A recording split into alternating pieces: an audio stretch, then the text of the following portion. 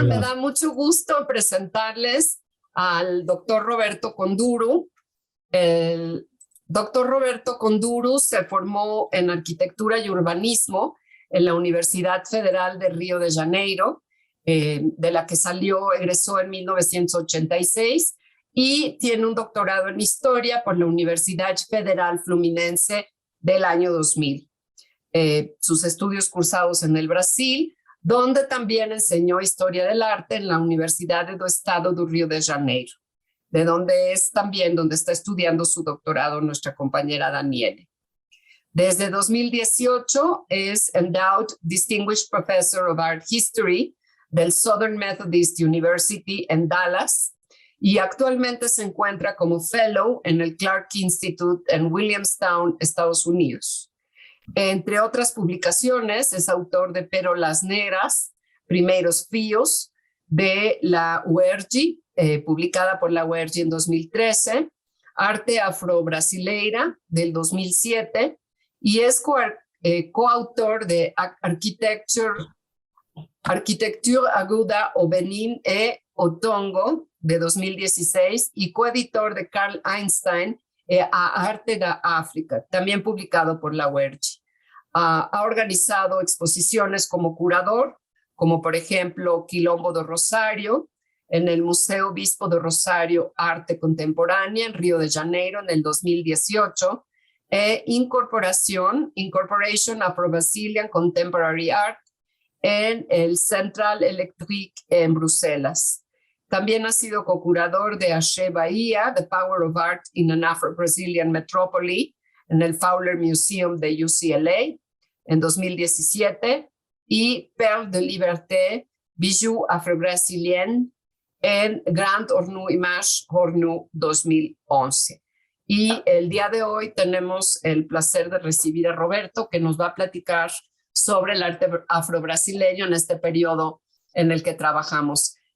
Roberto, bem-vindo. Muito obrigada. Buenas tardes, Débora. Eu agradeço muito.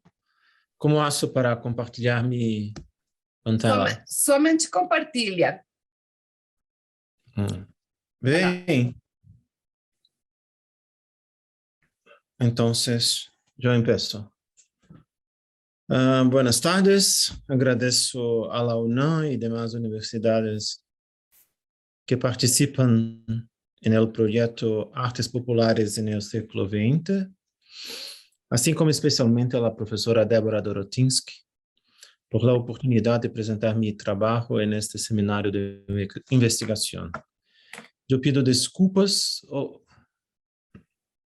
por meu mau castelhano e he tentado traduzir o texto que se basa em uma das leituras que se é indicado e les pido que perdonem minha torpe tradução e pronunciação.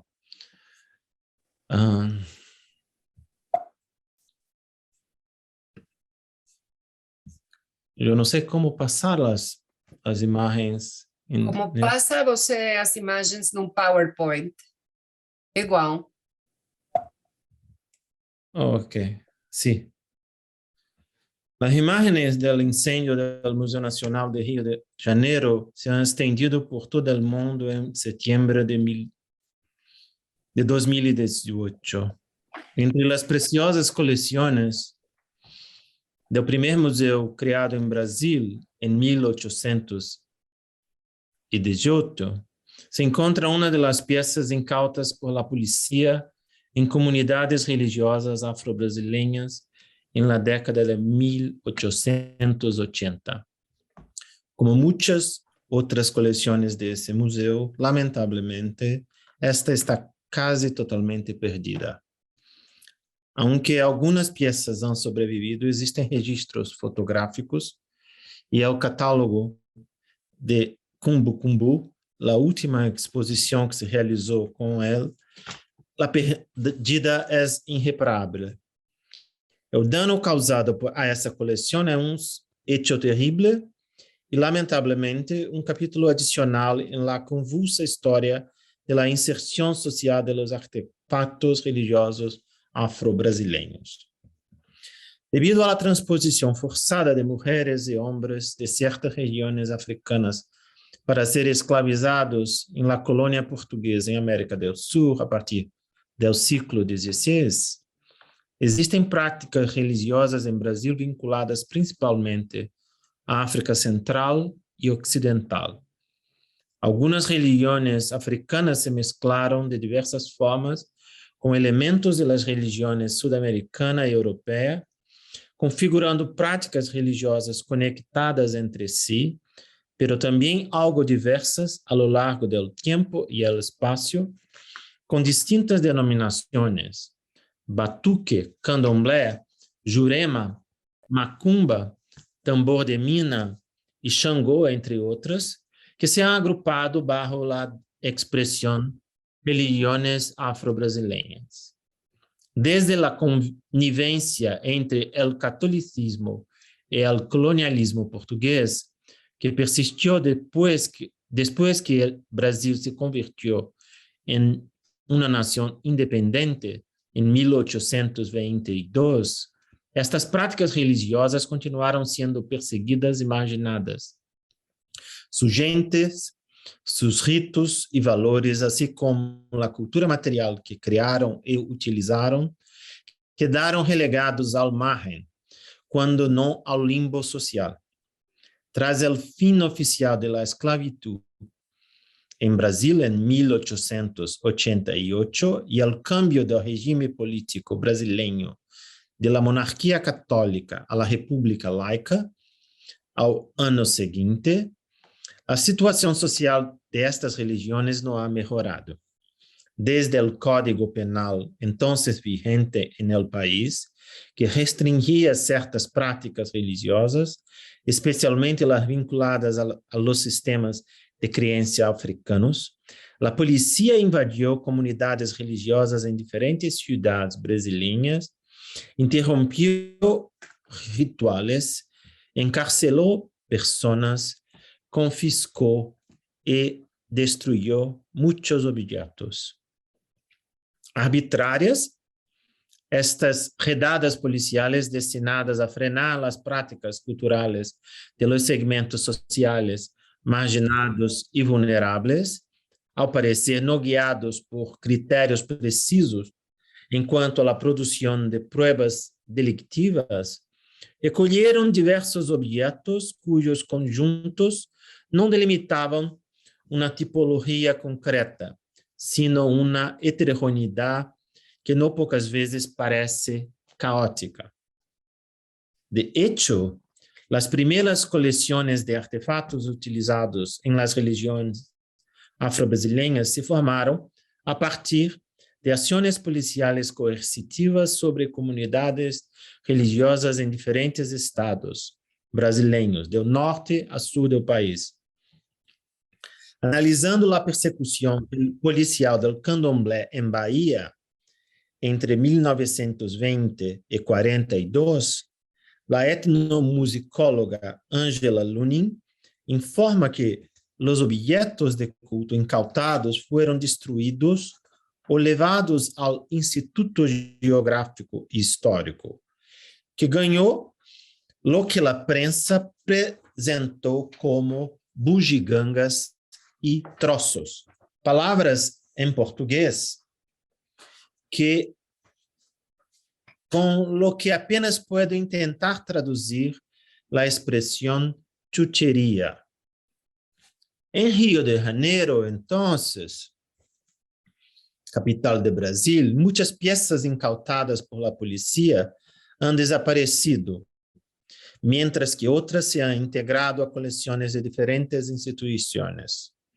Además de la coleção del citado Museu Nacional, outras peças incautadas se entregaram às coleções do Museu Histórico Nacional, provavelmente a partir de las ações empreendidas por Gustavo Barroso, diretor da instituição entre 1922 e 1959, quem incluiu o arte de la brujería, em suas palavras, entre as formas de arte e artesania populares, em sua proposta para um museu ergológico brasileiro.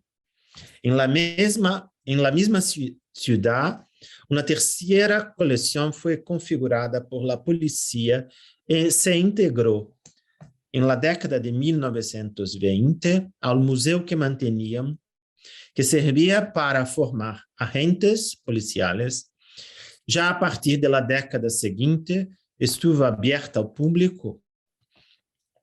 Em el nombre de esta coleção, Museu de la Magia Negra, que obviamente opõe as religiões afro-brasileiras ao catolicismo, la magia negra a la religião blanca, é fácil notar as disputas sociais em jogo, as hierarquias estabelecidas de raça, cultura e classe. Dada a falta de critério de incautações policiais, estas coleções estão constituídas por uma ampla variedade de objetos. Tomando como exemplo a coleção do Museu da Polícia de Rio de Janeiro, encontramos artefatos produzidos manualmente para cerimônias religiosas afro-brasileiras, sino especialmente hechos em rituais. Instrumentos musicais, como estes que vemos agora, roupas e outros elementos utilizados por las deidades manifestas em personas para almacenar coisas, beber e fumar durante o trance, assim como partes de objetos sagrados compostos que encarnam divindades e artefatos encantadores. Pero, nessa coleção também há objetos não restringidos ao âmbito religioso, como um tablão de anúncios e uma férula que foram adaptados a usos rituais. E também artefatos relacionados com outras mitologias e religiões, como uma sirena e algumas imagens que supostamente seriam exclusivas do âmbito católico. Por não falar de peças de fabricação industrial, utilitárias ou não, como um paquete de humo e incluso uma muñeca de feltro de fabricação alemã que representa a um guerreiro africano. Em ocasiões, as atuações policiais foram denunciadas por la prensa, com textos e imagens de redadas policiais, detenções de religiosos e decomisos de objetos. Em ocasiões, además de ser detenidos, estes religiosos se veiam obrigados a vestir suas vestimentas litúrgicas, a posar junto a objetos incautados, em alguns casos realizando rituais, para ser fotografados em las comissarias. Algumas das imagens resultantes destas encenações forçadas circularam em la prensa. Sem embargo, a situação das religiões africanas em la sociedade brasileira foi todo menos unívoca. Se horrorizou a quienes tinham o estilo de vida burguês europeu como modelo de civilização moderna, não deixou de ser uma grande atração.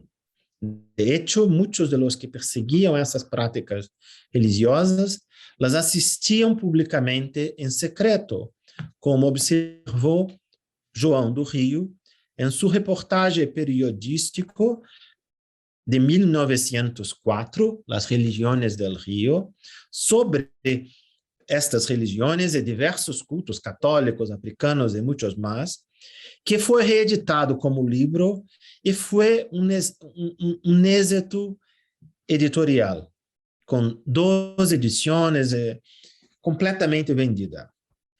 Ao analisar os enjuiciamentos penales que encarcelaram a muitas pessoas religiosas, a antropóloga Yvonne Magui conclui que a crença e o medo à brujeria afetaram a pessoas de todas as classes.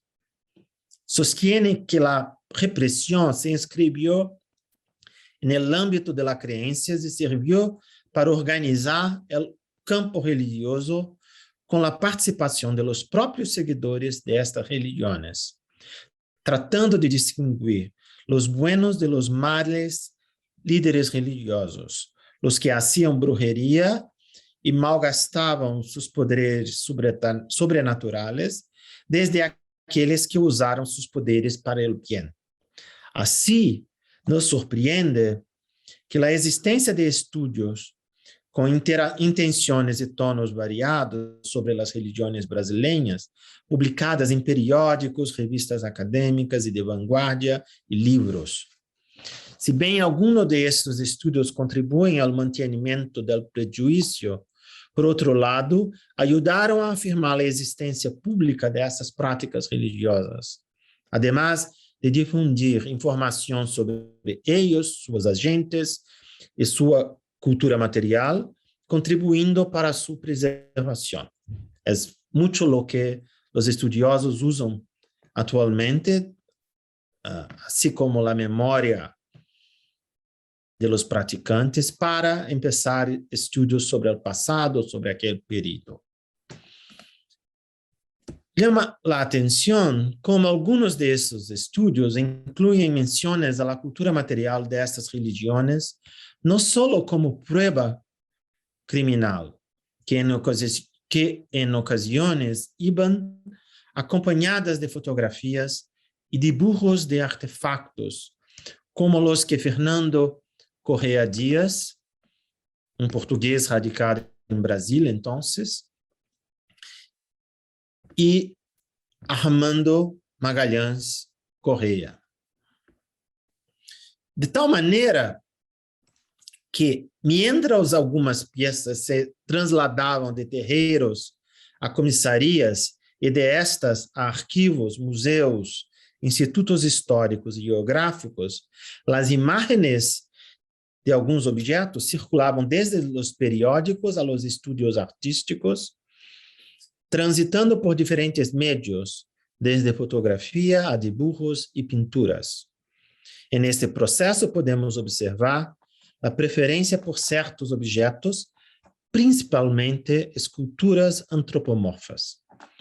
No caso de Oxê, este que eu apresento agora, uma acha de madeira, insígnia del orixá Yorubá, Xangô, de uma comunidade religiosa não identificada que chegou à coleção do Museu Nacional. Primeiro, sua fotografia ilustrou o texto de Tiene Brasil, em 1911. Magalhães Correa dibujou e lo incluiu em artículo de 1932. E o pintor ucraniano residente em Brasil, Dmitry Ismailovich, incluiu o lienzo Xangô de 1940, com outros elementos africanos e afro-brasileiros. Desafortunadamente, este Oxê é uma das peças que existiram hasta que o fuego las devorou em setembro de 2018. Os artistas afiliados a diferentes correntes estéticas se interessaram por los afrodescendentes e sua cultura. A evidência deste processo se encontra facilmente em la produção artística desse período em Brasil. O espanhol Modesto Broco e Gomes, o lituano Lazar Segal e o brasileiro Cândido Portinari, entre outros artistas, se interessaram por los afrodescendentes e suas culturas. O africanismo é um aspecto importante da modernidade artística em Brasil desde o fim do século XIX. Se muitos de eles ligaram ao retrato real idealizados o estereotipados de africanos e afrodescendentes para representar escenas de suas práticas culturais e incluso alguns rituais religiosos afro-brasileiros, poucos tentaram representar especificamente os artefatos fabricados e usados em esses cultos. Entre esses poucos, destaco obras específicas de Fernando Correia Dias, Cecília Meirelles, Armando Magalhães Correia, Oswaldo Gueldi e Dmitri Ismailovich. Sin embargo, foram um pouco mais allá da figuração de estes objetos, nem sequer considerá-los como paradigmas de renovação das obras de arte, objetos artesanais ou industrializados. Em Brasil, poucos artistas se interessaram por la cultura material de las religiões afro-brasileiras, pero la tomaram mais como tema que como referência visual estrutural para suas obras. E aparentemente não tiveram contato com os textos críticos que pensavam esses artefatos como arte produzidos ao mesmo tempo. Estes artistas representaram objetos exóticos de maneira icônica, pero não os utilizaram em uma revisão estrutural de los códigos de representação artística, como lo fizeram, por exemplo, Pablo Picasso, entre outros artistas, e sobre o que teorizaram Daniel Henri Kahnweiler e Carl Einstein, em França, à mesma época. Lo que indica os limites tanto de como estes artistas brasileiros ou radicados em Brasil assimilaram o arte pós-cubista, como de como se relacionaram com os africanos e os afrodescendentes em Brasil. Para eles, a cultura material das religiões africanas era uma referência de alteridade cultural, pero não um paradigma artístico. As ressonâncias das religiões afro-brasileiras no âmbito artístico são só uma das evidências de como, neste momento, a compreensão tradicionalmente negativa de los afrodescendentes, empezada desde o começo da esclavização e continuada hasta o fim do século XIX e o começo do século XX, suas culturas e suas contribuições à sociedade brasileira foi confrontada por visões positivas a partir dos anos 20, 30, aunque estas não estavam livres de prejuízos e simplificações, estereótipos. Nesse processo, hecho importante é o reconhecimento de parte da coleção de artefatos religiosos afro-brasileiros do Museu da Polícia Civil do Rio de Janeiro como patrimônio nacional brasileiro por parte do Serviço de Patrimônio Histórico e Artístico Nacional, criado em 1937 e que, no ano seguinte, considerou parte dessa coleção como patrimônio nacional.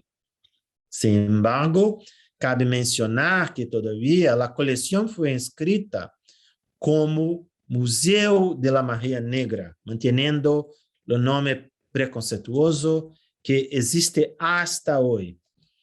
Não no livro de patrimônio artístico, sino no livro do patrimônio arqueológico, etnográfico e paisagístico. Como vemos, há uma assimilação, uma valorização, pero continua havendo preconceito, prejuízo.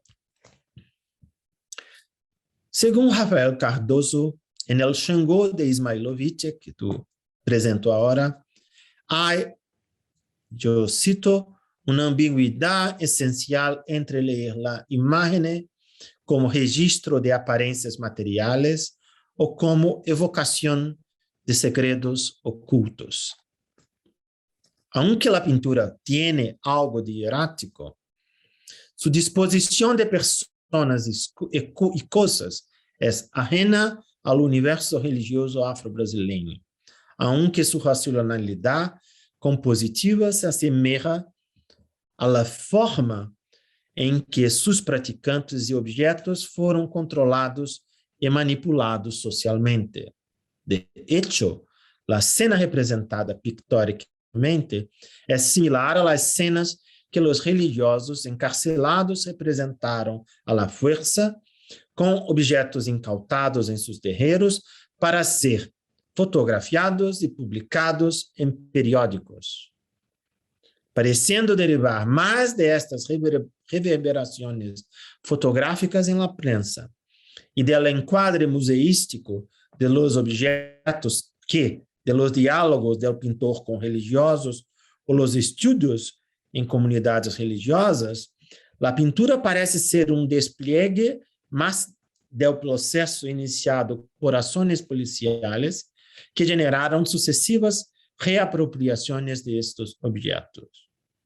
Su arco gótico, relacionado com a arquitetura cristiana medieval e o avivamento decimonônico, que não se encontra em el Museu Nacional e é particularmente característico de las comissarias ou de las comunidades religiosas afro-brasileñas, configura uma variedade arquitetônica que pode associar-se à la indeterminação institucional e social de estes artefatos. Em resumo, os artefatos religiosos afro-brasileños que existiam na marginalidade social, sendo a vezes apreendidos por la poesia e enmarcados como prova criminal e utilizados com fins didáticos na formação de agentes estatais de controle policial, também foram apresentados publicamente por la prensa, artisticamente figurados, valorados etnograficamente e incluso considerados como emblemas nacionais. Se entre fines do século XIX e mediados do século XX, os artefatos utilizados em práticas religiosas em Brasil, vinculadas a sistemas de crença africanas, não foram considerados como referências de desenho, como paradigmas industriais ou artesanais, 4 autores publicaram textos proponendo o reconhecimento público de sua dimensão artística, com que iniciou o processo de sua integração no cânon da arte em Brasil. Estes autores são Raimundo Nina Rodrigues e Arthur Ramos, médicos considerados os fundadores da antropologia como campo acadêmico em Brasil, e também de los estudos sobre os africanos e afrodescendentes em Brasil.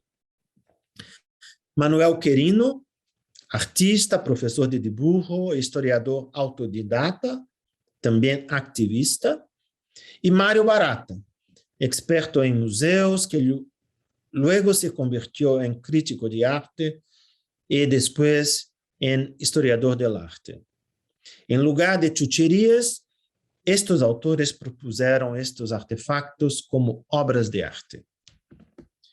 Nina Rodrigues es autor de El animismo fetichista de los negros de Bahía, obra pionera sobre candomblé, que se publicou em 4 artigos em português em Cosmos, uma revista semanal ilustrada, em 1896. E como livro em francês 4 anos depois. Os artefatos utilizados em los rituales não têm maior protagonismo nessa obra por seu caráter amplo, pero foram estudados por el autor em Belas Artes entre los colonos negros, escultura, artículo publicado na mesma revista em 1904. A menos que me equivoque, este texto é o primeiro em analisar com parâmetros científicos os artefatos religiosos afro-brasileiros. Nina Rodrigues es considerado el padre del campo de estudos afro-brasileños. Los antropólogos Ivone Magui y Peter Fry ya han señalado que Nina Rodrigues, yo cito, hizo mucho más que describir el candomblé de la Bahía de su tiempo. Él estableció formas de entender este fenómeno que impregnó la escritura de todos los que lo siguieron. Estableció los temas y cuestiones que fascinan a los estudiosos hasta el día de hoy. También en relación con los artefactos de las religiones afro-brasileñas, su punto de vista fue adoptado como referencia durante mucho tiempo. El mejor ejemplo es Arthur Ramos, cuya trayectoria profesional e intelectual tiene puntos de proximidad y distancia con Nina Rodrigues. Entre muchas consonantes, cabe recordar que en 1935, Ramos reeditó el animismo fetichista de los negros de Bahía, recolhendo los artículos que habían sido publicados en portugués y comparándolos con el texto de la edición del libro en francés. Sin embargo, cabe señalar que en 1938, Ramos también reeditou alguns ensaios de Manuel Quirino en el volume Costumbres Africanos en Brasil, en lo que se inclui la raza africana y sus costumbres en Bahía, un ensayo que Quirino presentó en el 5º Congreso Brasileño de Geografía, realizado en Salvador en 1912 y publicado por primera vez en las actas del evento en 1916. En 1941, algunas décadas después, Mário Barata intentó pensar la cultura material de la macumba y el candomblé como arte en su texto Arte Negro, texto que publicó en un semanario ilustrado. 8 años después, Ramos publicó el texto Arte Negro en Brasil, en el que retoma el tema del artículo de Nina Rodrigues, publicado en 1904, aumentando el enfoque, las referencias, los conceptos y los métodos de análisis. En 1950, Barata volvió al tema en la escultura, en el ensayo La escultura de origen negro en Brasil, que presentó en el primer Congreso del Negro Brasileño, que fue publicado en 1956 en una revista cultural editada por estudiantes de arquitectura.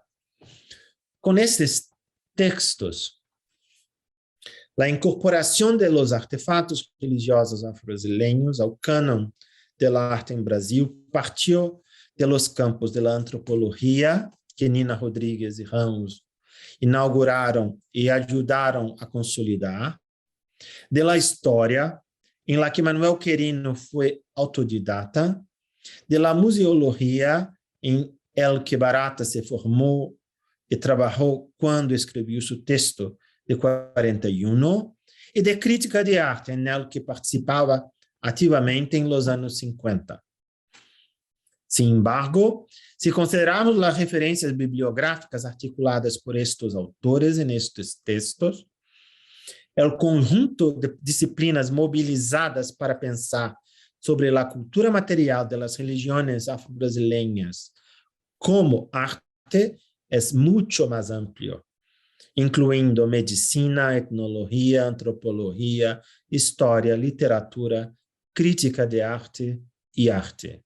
En la crítica, estos textos circunscrevem un paisaje teórico singular, híbrido y plural, para pensar en algunos tipos de objetos. En Europa y los Estados Unidos de América, el canon del arte africano se estableció a partir de las relaciones entre artistas, críticos de arte, historiadores, del arte, antropólogos, expertos em museus, marchantes e colecionistas de arte. O caso brasileiro é muito diferente. En ese país, la comprensión de la cultura material de las religiones africanas como arte no fue concebida por los artistas y aparentemente no recibió atención de los marchantes. En la proposición del canon del llamado arte negro en Brasil, los antropólogos médicos y el experto en museos y crítico de arte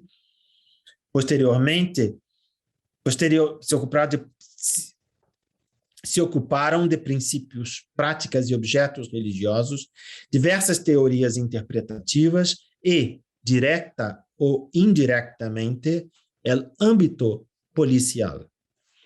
O caso de Manuel Querino é bastante diferente, já que entrevistou a africanos e seus descendentes diretos, incluso mencionando e incluindo fotografias de uma determinada comunidade religiosa, el terreiro del Gantuá, em Salvador de Bahia, aún existente. A lo largo del texto, Querino se posiciona como um forasteiro em relação com o universo que analisa, indicando a vezes como suas análises estão limitadas por lo que pode observar e lo que foi informado.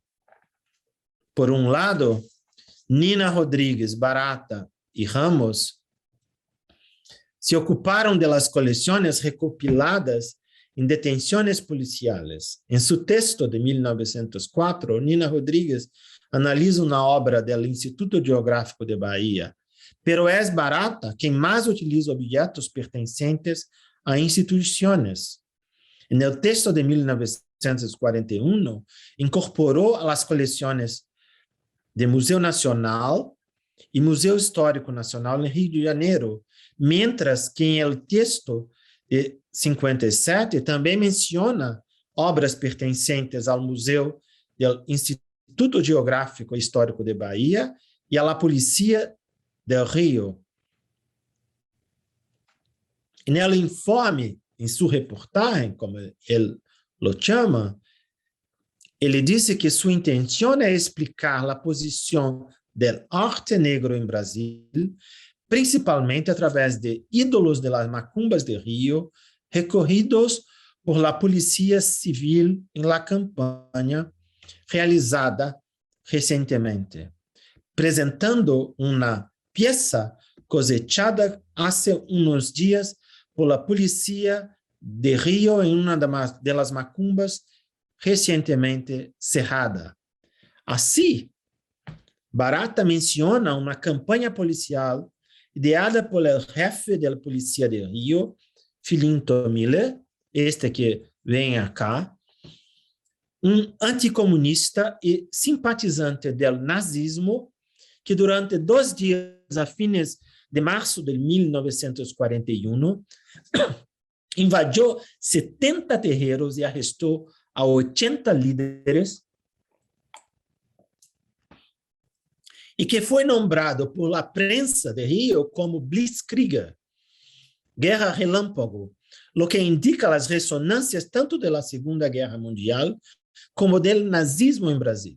De hecho, a rara e surpreendente, neutral referência de Barata à ação policial repressiva hace explícitos os vínculos existentes entre intelectuales e museus com o domínio policial. Además de las coleções derivadas de la actuação policial, Nina Rodrigues Ramos e Barata se ocuparam de suas próprias peças, já que constituíam coleções privadas para eles mesmos em paralelo a seus estudos. Sin embargo, suas coleções se forjaram não só com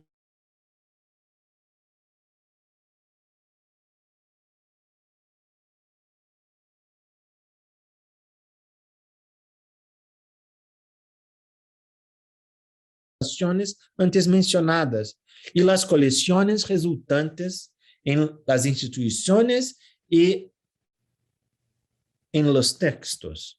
Por lo tanto, os agentes de policía que operaram em redadas e comissarias devem ser vistos como os curadores primários, involuntários e inconscientes das coleções públicas de artefatos religiosos afro-brasileiros. Assim, o controle estatal e a repressão das práticas religiosas afro-brasileiras determinaram, de diverso grado, a seleção de grande parte das peças que se han conservado e apreciado como arte. Processo que aún afeta a las coleções públicas e privadas, as valorizações críticas e o cânon artístico afro-brasileiro. A investigação de Querino é muito diferente, pero dice que respecta lo que puede observar y conocer en los terreros, tanto las piezas ignoradas por la policía como los artefactos recolotados por Rodrigues, Barata e Ramos, em lo que foram selecionados a partir de valores e juízos compartilhados por seus criadores ou usuários no âmbito religioso. Quizá os valores e juízos compartidos por los criadores e usuários dos artefatos tenham afetado estas últimas críticas em la composição de suas coleções privadas, pero certamente interferiram muito pouco no processo seletivo de las peças que foram apreendidas por la polícia. Al igual que os policiais, Nina Rodrigues, Barata e Ramos, actuaram com opções limitadas.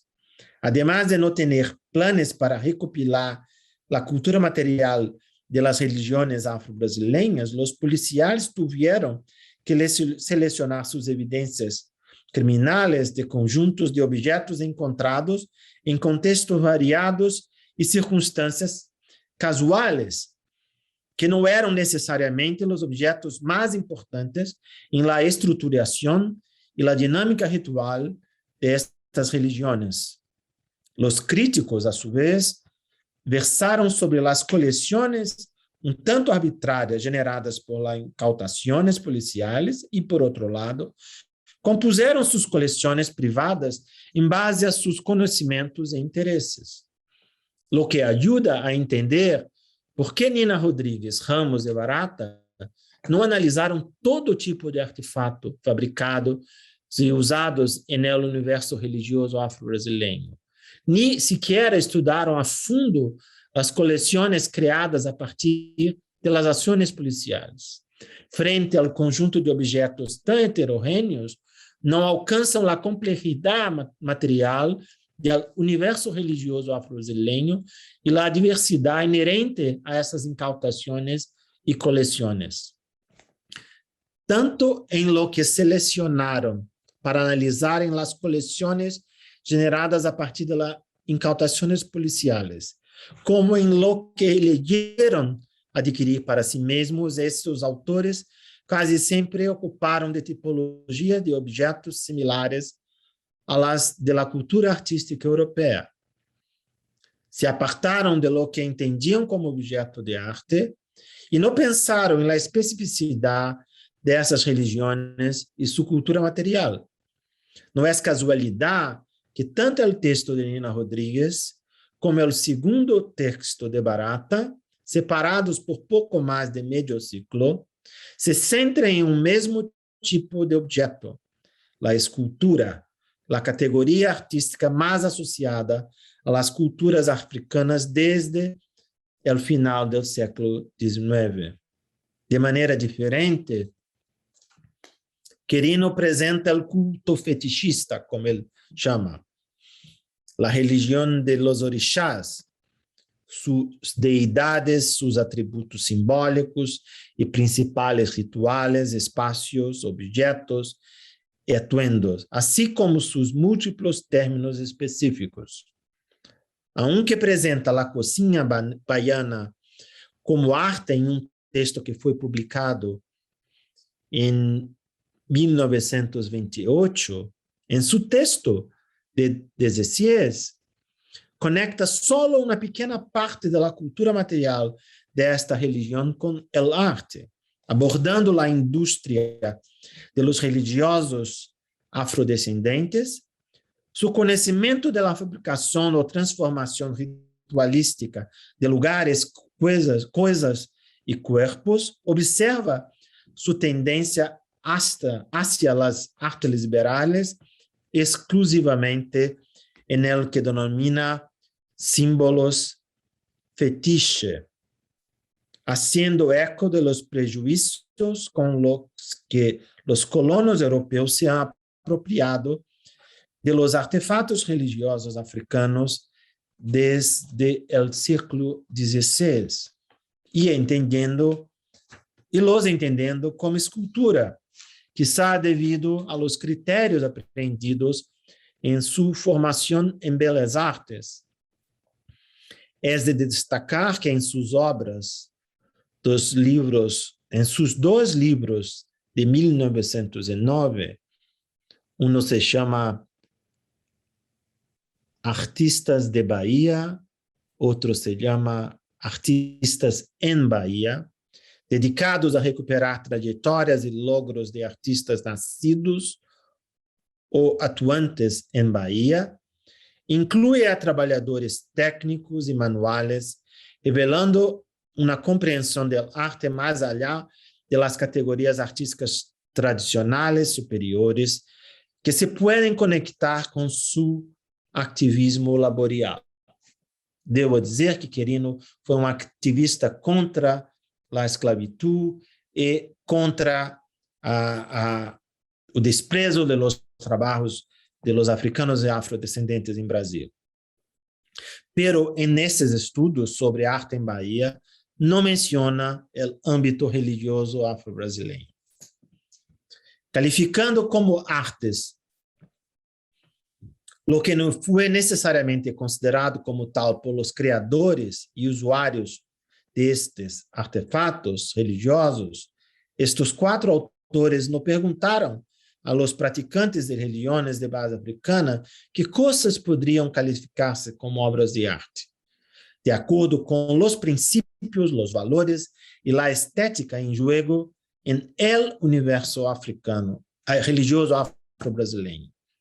Em los casos de Nina Rodrigues, Barata e Ramos, não se percataram ou decidiram conscientemente calar sobre muitos artefatos que quedaram em el limbo crítico, pois nem sequer foram calificados como objetos utilitários ou imagens sagradas.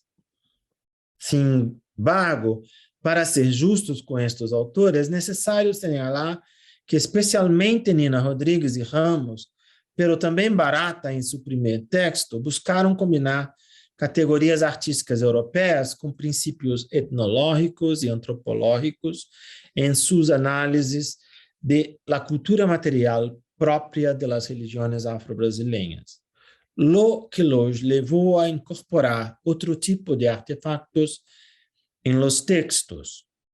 Nina Rodrigues apresenta insígnias cerimoniais como esculturas e Barata considera vasijas de cerâmica como arte. Pero es Ramos que mais propõe outros tipos de objetos como obras de arte, armas cerimoniais e outras insígnias religiosas, amuletos, abalórios e joias, assim como esculturas de madeira e de hierro. Aunque estiveram algo limitados por las eleições policiais prévias, estes autores tentaram esboçar métodos de análise que tentaram conciliar a crítica de arte e a nasciente antropologia de arte, entre outras disciplinas, para compreender estes objetos. O caso de Querino é todo o contrário, já que praticamente abraça as pessoas, os rituais e a cultura material em seu estudo, pero solo inclui imagens esculpidas em la categoria artística.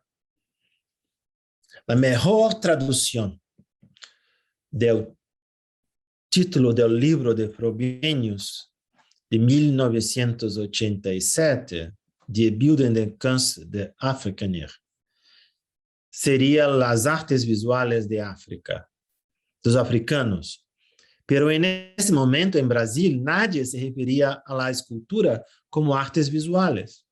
Assim, Nina Rodrigues utilizou Bellas Artes en el título de su artículo. Ao hacerlo conscientemente ou não, incluyó los artefactos religiosos afro-brasileños en el dominio de las belas artes. Sin embargo, es difícil imaginar a los agentes, las instituciones que enseñaron, expusieron, julgaron, editaron y comercializaron la producción artística desde princípios acadêmicos en ese momento, aceptando como obras de arte los objetos analisados por él. Sin embargo, a lo largo del texto, Nina Rodrigues também los qualifica como arte negro, denominação que foi utilizada por los autores nesse momento. Consolidado e estendido em estudos de arte em África, este termo também é utilizado por Ramos e por Barata, em seu primeiro texto, como Querino, que parecia distinguir e apartar o mundo acadêmico da arte em el que se formou e o domínio religioso afro-brasileiro.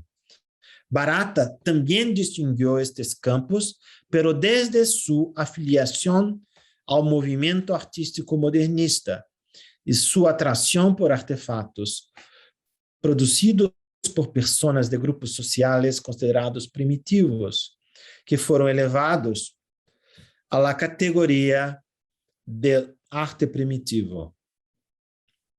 Nina Rodrigues morreu em 1906 e não pudo perceber a sincronia de sua análise com o cambio de significado que estavam tendo os artefatos africanos em determinados contextos europeus. Não parece que Querino supiera de este cambio e, se lo hizo, não se aderiu a ele. Pero Barata e Ramos sabiam que estavam contribuindo a um campo que havia sido mapeado e trabalhado durante mais de 3 décadas, incluso por Nina Rodrigues e Querino em Brasil. Em todo caso, tanto a conceptualização como costumbres culturais ou obras de arte, como o enquadre como patrimônio nacional, não podem ver-se como modos de liberação social de estes objetos e de seus autores, quienes são nombrados como artistas en estos textos, assim como de seus usuários, quem ganhou assim reconhecimento público, lejos del juízo moral inerente a la interpretação prejuiciada de la lei. Se a circulação na prensa e a representação artística ampliou a presença pública, aunque não sempre de forma positiva, o registro como patrimônio nacional foi um reconhecimento oficial de los objetos previamente apreendidos, assim como de las práticas religiosas a las que estavam veiculadas, como emblemas culturais da nação brasileira, mientras que o respaldo crítico destes objetos como obras de artes, incluindo-las no cânon artístico nacional, promoveu uma certa emancipação estética. Este reconhecimento crítico não foi del todo liberador devido às ambiguidades inerentes ao juízo subsidiário de los textos de estes autores.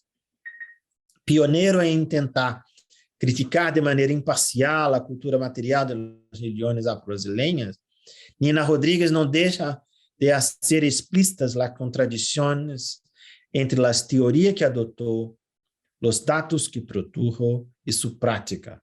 Expõe sua visão hierárquica das raças, segundo a qual os negros seriam inferiores, tendo uma mentalidade infantil que condicionaria suas práticas religiosas e limitaria sua criatividade.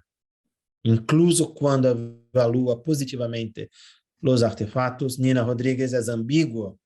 Por um lado, los entende como evidência de las dimensões artísticas e intelectuais de las práticas culturais negras, que em seu momento não foram reconhecidas. Por outro lado, considera que no podrían desear más que un documento, en sus palabras, en piezas de real valor etnográfico, una etapa en el desarrollo de la cultura artística, agregando que, yo cito, revela una fase relativamente avanzada de la evolución del espíritu humano. Ao analisar peças de sua coleção e da de Nina Rodrigues, Ramos utiliza uma conceptualização ambígua que pode distanciar ou aproximar o arte negro do primitivismo. Também é a ideia de arte primitivo la que subyace em los textos de Barata, aunque disse com Liofo Brenius que a ideia do bárbaro negro é uma invenção europeia, em seu texto de 41, reverbera uma hierarquia evolutiva ao diferenciar categoricamente africanos e europeus, incluso dizendo que uma escultura, eu cito, parece haber sido hecha por niños, e evaluando um ídolo como demasiado primitivo. Incluso querendo que lutou contra o racismo, a marginalização e a devaluação de los afrodescendentes a lo largo de sua vida, tratando de liberar a ellos e a sua cultura de los prejuízos em lo que estavam enmarcados, todavia parece considerar a los africanos como uma de las razas não evolucionadas, em suas palavras. Esta compreensão de los grupos étnicos como raças em diferentes etapas evolutivas apoia seu juízo e reaparece quando los inclui entre as pessoas em sua infância, em suas palavras. Aunque os artefatos religiosos afro-brasileiros han recebido outros marcos críticos institucionais desde meados do século XX, a emancipação de estes artefatos, seus autores e usuários, aún não se ha cumprido. Primeiro, por el enquadro de los objetos que variam segundo os princípios e práticas de las instituições a la que pertencem ou em la que se alojam. De acordo com sua variada institucionalização, estes objetos se sometem a diferentes marcos conceptuais, podendo apresentar-se como pruebas criminais ou obras de arte, documentos históricos ou registros antropológicos. Isto não deixa de ressaltar a complexidade de estes artefatos e coleções, assim como os idiosincráticos que podem ser os arquivos e museus. Sin embargo, o que mais afeta a estes objetos é a incipiente fruição pública que têm, especialmente nos casos de coleções que permanecem inacessíveis para o público e os estudiosos. Em conclusão, quero ressaltar que, tradicionalmente, as comunidades religiosas afro-brasileiras têm seus modos de criar, colecionar, preservar e exibir objetos. Há alguns anos, estas comunidades han começado a criar seus próprios monumentos e museus, como o Memorial Yadavina, em el Ilé Omolu Oxum, em São João de Meriti, no estado do Rio de Janeiro. Líder de este terreiro, la Yalorixá, meninazinha de Oxum, também se ha involucrado em outra contração cultural, la campanha Liberte Nuestro Sagrado, que luta por la reubicação e custódia compartida de los objetos sagrados de afro-religiões brasileiras que pertencem ao Museu da Polícia de Rio de Janeiro. Se vocês podem haver notado que o logo da campanha é um elemento da coleção do museu, do chamado Museu de Maria Negra, a imagem da deidade Exu Tiriri. E é importante señalar que há ano, finalmente, se firmou um acordo entre vários representantes do governo e a sociedade, determinando a reubicação temporal da coleção do Museu de Magia Negra no Museu da República, em Rio de Janeiro, cujo equipo, desde entonces, ha conservado a coleção com a assessoria de praticantes de las religiões afro-brasileiras. Entre os muitos temas desta transferência, quero ressaltar uma ironia do destino. Os artefatos de las religiões afro-brasileiras se encontram agora em la mansão urbana construída en el siglo XIX por los barones de Nueva Friburgo, uma família de caficultores e proprietários de escravos. Edifício que mais tarde se convirtió en el Palácio Presidencial de Brasil, desde onde el presidente Getúlio Vargas apoiou a Blitzkrieg de 1941, idealizada por el jefe de policía Filinto Miller, el anticomunista e simpatizante de nazismo. Em la casa, construída e habitada por explotadores de africanos e afrodescendentes, mais tarde ocupada por perseguidores das religiões afro-brasileiras, suas gentes e seus valores, incluída sua cultura material, e Xutiriri, esta deidade, é agora, com os outros objetos, hóspede ilustre. Como dizem, para saludar a Exu, Laroye. Muitas graças por sua atenção.